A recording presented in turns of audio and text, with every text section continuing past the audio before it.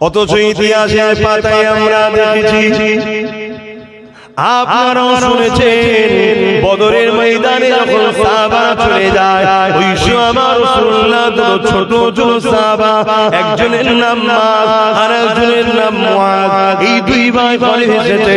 এসে আম্মাকে জিজ্ঞাসা করতে লেগেছে, আম্মা মদিনার নববী শরীফে মসজিদে আল্লাহ নবীকে দেখতে পেলাম না, এবং নবী পাকের যুবক সাহাবাদেরকে দেখতে পেলাম না। আম্মা জান, কোটি কত মুরব্বি সাহাবারা মদিনার নববী শরীফে রয়েছে। আম্মা জান, আল্লাহ নবী কোথায় গেছে আপনি কি বলতে পারবেন? আমার রাসূলুল্লাহ সাহাবারা কোথায় গেছে আপনি কি বলতে পারবেন?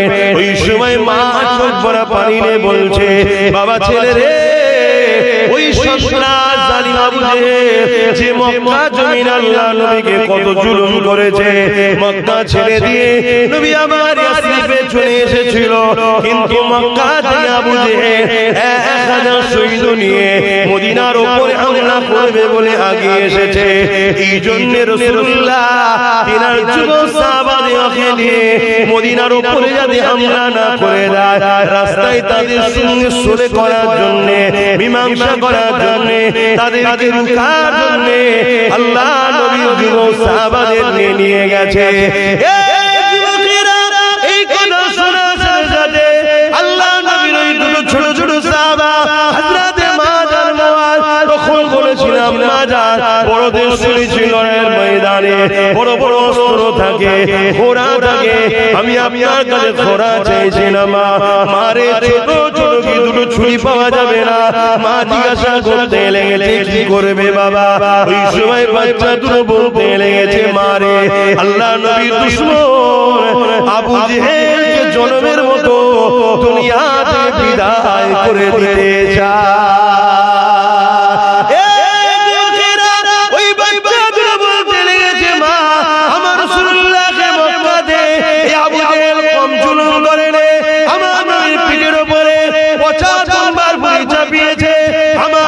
রাস্তাতে কাটা বিছিয়েছে, এই আবু জেহেল বাহিনীর আমার নবীর উপরে আঘাত দিয়েছে, আমার নবীর দান্দা মোবারককে শহীদ করেছে, আমার নবীর উপরে জুলুম করেছে, আমার নবীর উপরে অনেক অত্যাচার করেছে। মা, এই জন্য আজ যখন সুযোগ এসেছে আমরা আবু জেহেলকে দুনিয়া থেকে মিটিয়ে দিয়ে যাই। এই যুবকেরা, তরুণেরা ভাবেন কোন জবানে এই কথাটা বেরোচ্ছে, কোন পাওয়ারে? এটা ইমানের পাওয়ার, ইমানের পাওয়ার। আর আজকে কোটি কোটি মুসলমান আজ আমরা মাথায় হাত দিয়ে বলছি আমরা কি করব? বলছি না, অথচ আজকে লড়াই করতে হবে না, তোমাকে নেবে। আজকে শুধু যে যার গ্রামের গাদ্দার গুলোকে টাইট করে দিয়ে যে যার গ্রামে মজবুত হলি হয়ে যাবে। কথা বুঝছেন না? তাও আমরা মাথায় হাত দিয়ে বলছি কি করব আমরা? একটা গাছ লাগিয়েছো, যদি ফল না দেয় বলো বলো বলো,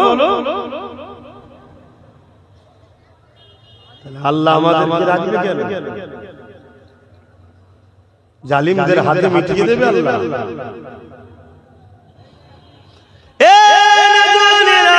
তোমার আমার মায়ের মতো সেই সাহাবিয়া ছিলেন না গো।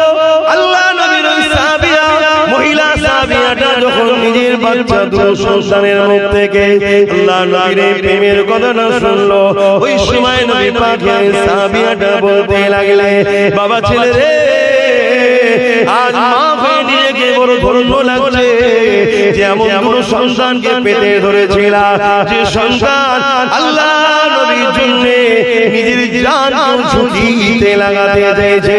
জড়াইয়ের ময়দান তো আর খেলা করার ময়দান নয়। বাবা ছেলে যাও, বাবা চলে যাও, বড় গর্বিত মা হিসাবে যাও, বাবা চলে যাও, চলে যাও, রাসূলুল্লাহ দুজনের বিরুদ্ধে লড়াই করতে চলে যাও বাবা।